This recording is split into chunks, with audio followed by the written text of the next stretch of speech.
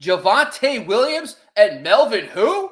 Running back ranking 6 through 10. DT's about to break down why Javonte is still a top 10 running back starting right now on the Razzball Fantasy Football Podcast.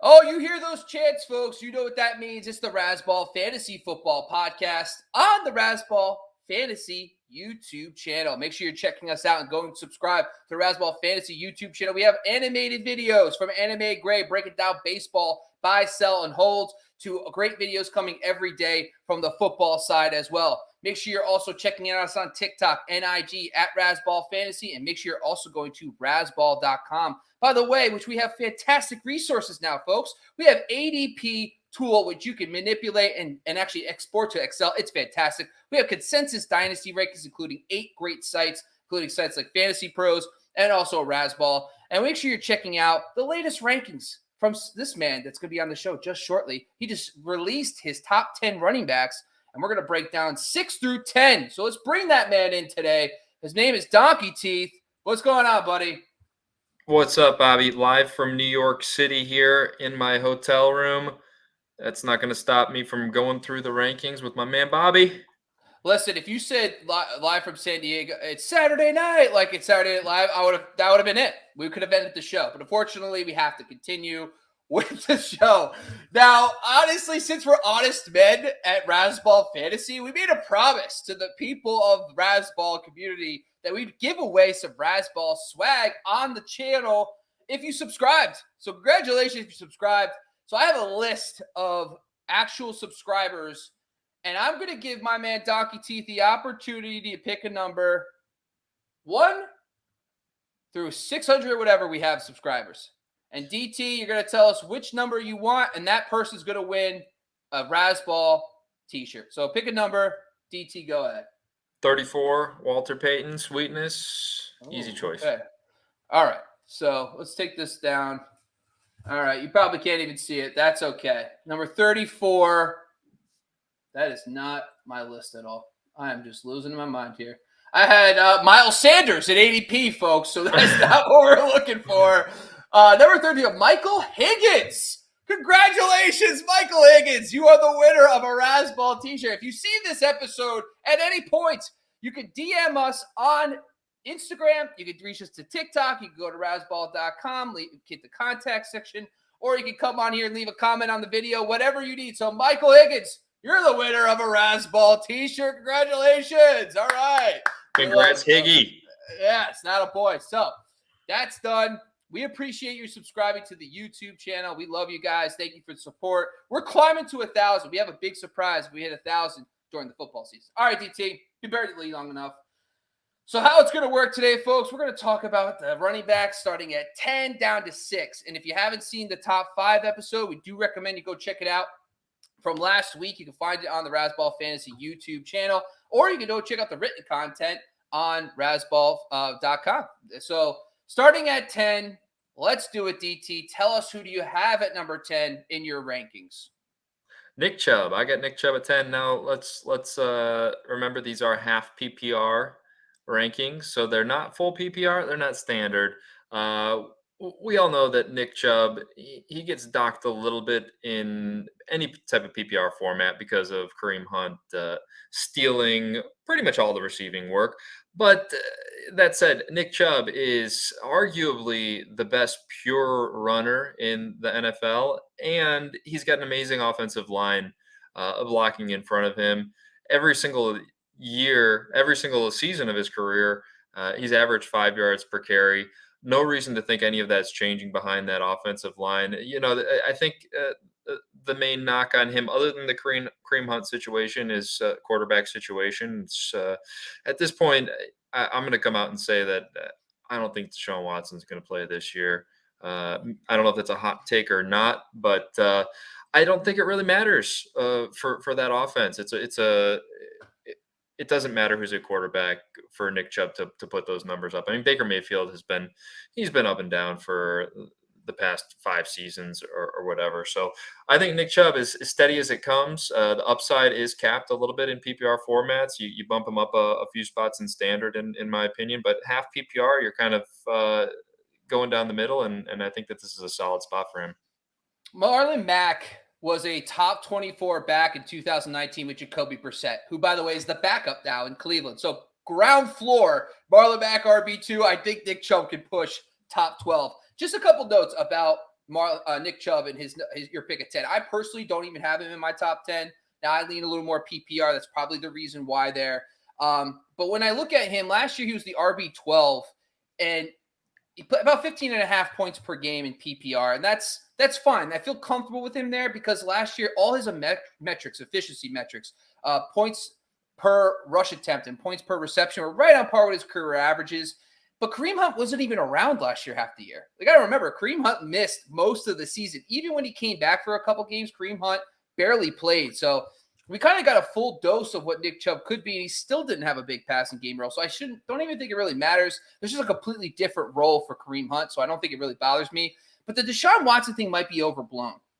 So I looked at Deshaun Watson, and we automatically assume that there's going to be more touchdown equity. He's going to have more touchdowns. And I looked at it. So first off, we have to factor in Deshaun Watson's mobile. He averaged 5 rushing touchdowns per season, 7.3 carries inside the 5 per year, and 3.3 touchdowns inside the 5. So that impacts running backs because he's taking some touchdowns away.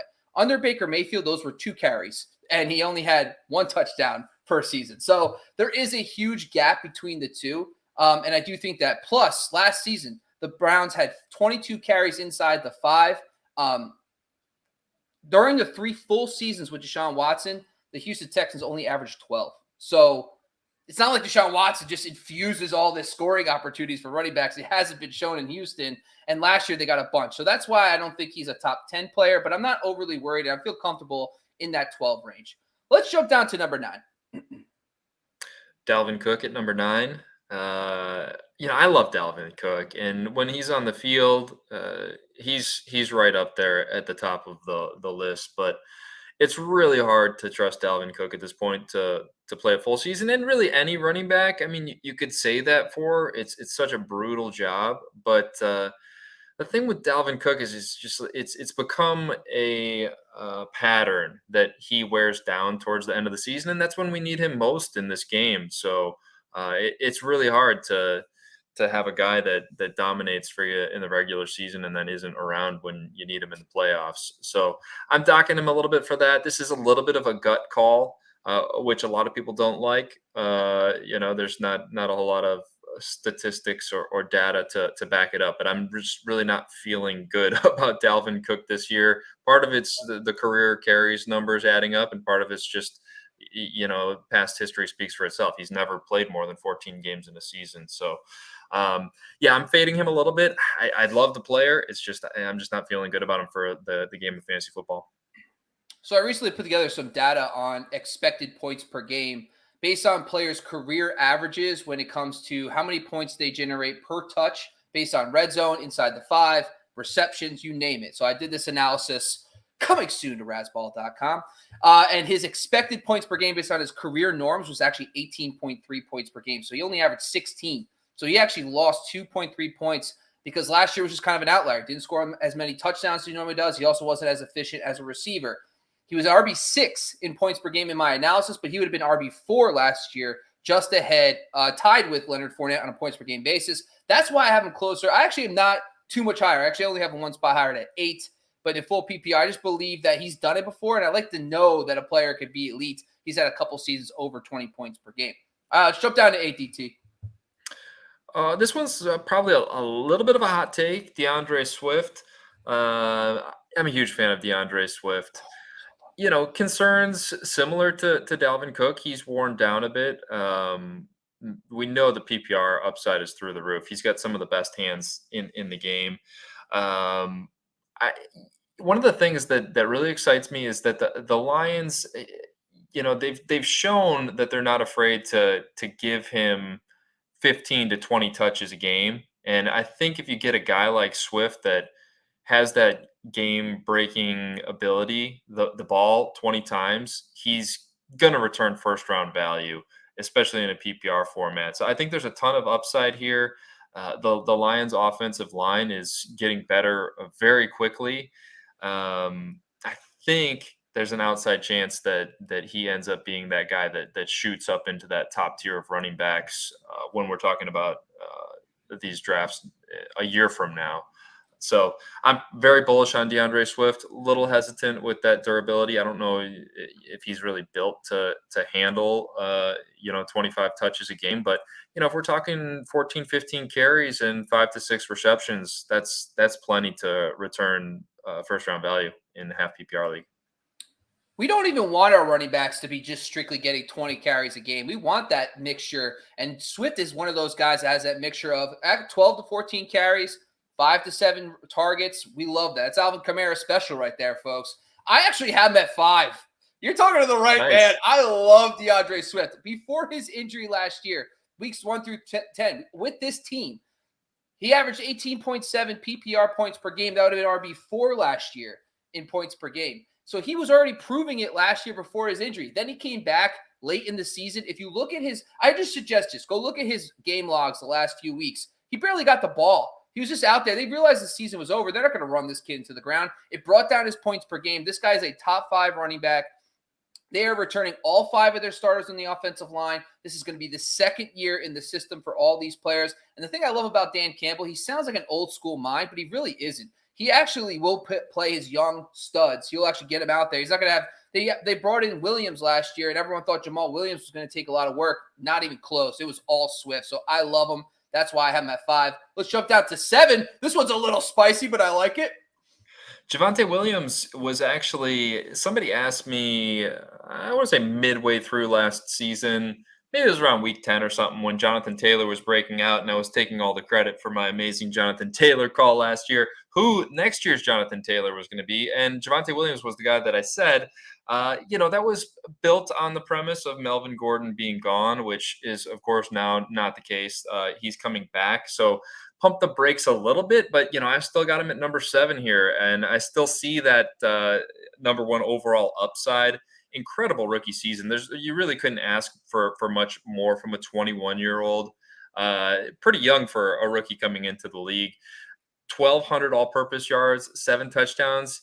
He had as many carries as Melvin Gordon, and I mean it was clear to all of us who the better player was. So you only expect that ratio to continue to shift in Javonte Williams' direction here in 2022.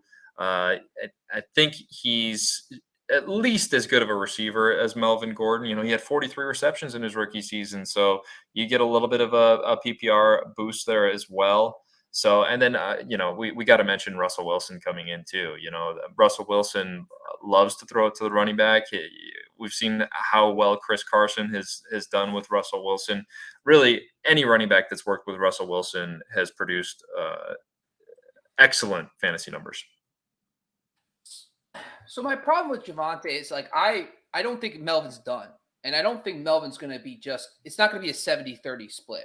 Oh, I don't think that they're going to go all in on Javonte. I think it's going to be 55-45 maybe.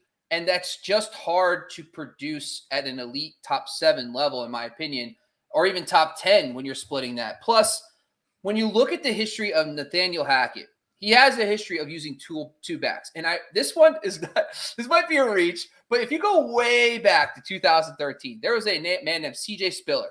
CJ Spiller was a first-round pick. And then there was this old crusty-ass Fred Jackson in his 30s who ends up taking the starting job and ended up being the better player for fantasy. But they both played.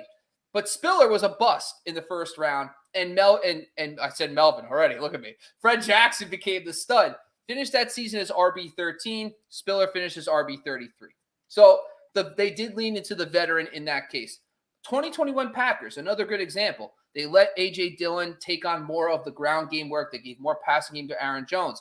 Aaron Jones, RB13 in points per game. A.J. Dillon, RB37. So I'm starting to already see kind of a theme with these two-back systems that they fall kind of in that 12 to 15 range, which I'm comfortable with taking Javonte there. I just don't know if I'm going to be having him in my top 10 personally, but I get it. If there was no Melvin Gordon, he might be the number 2 behind JT, so I get the talent.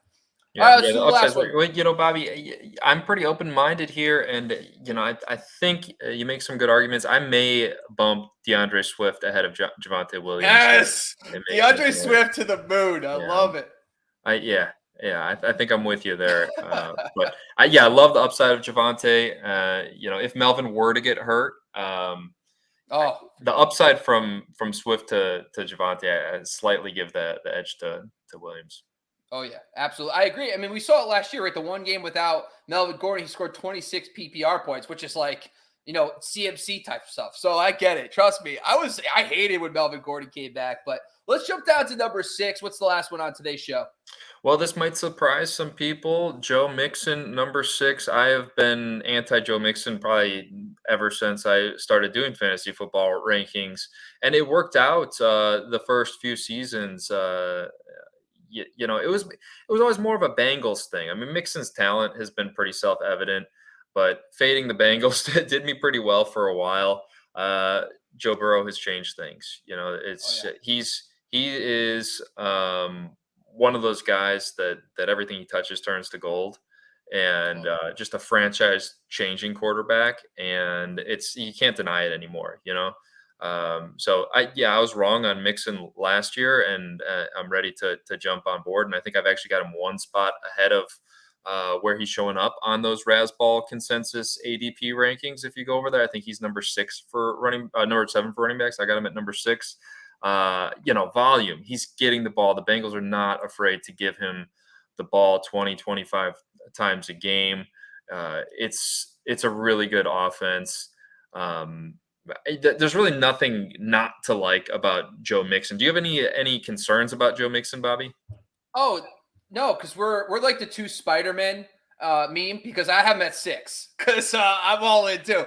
The thing with Joe Mixon, as I kind of when you saw the conservative style of the offense early on in the season last year, we saw it in the pass volume, and Joe Burrow was not throwing as much because he's coming off his knee injury. But over the second half of the year, they started taking off offensively. They started throwing more. It showed in the points per game over the second half of the season, 8 full games. Joe Mixon was the RB3 and also averaged 20.7 PPR points per game. That's 2 points higher than what Leonard Fournette finished as the RB4. So he was huge. We also saw his carries inside the 5 go up from 9 to 6 over the first half. He did all this averaging 4 yards per carry. Not even good. That's not even good. He has been stuck in mud on the ground for years. He's been getting all this volume. But now you have Collins, Kappa, and Karras coming in to go with Williams on the left tackle side. That offensive line could go from bottom 10 to close to top 10. And then you can start seeing his average go from 4 to 4.5. I wouldn't say 5, but even another up bump to 4.5 yards per carry is another fantasy point per game. So you could see him over 20 points this season. That's why I love him at 6. Yeah, we're on the same page. All right, listen, that's another episode of the Razzball Fantasy Football Podcast. Running back 6 through 10.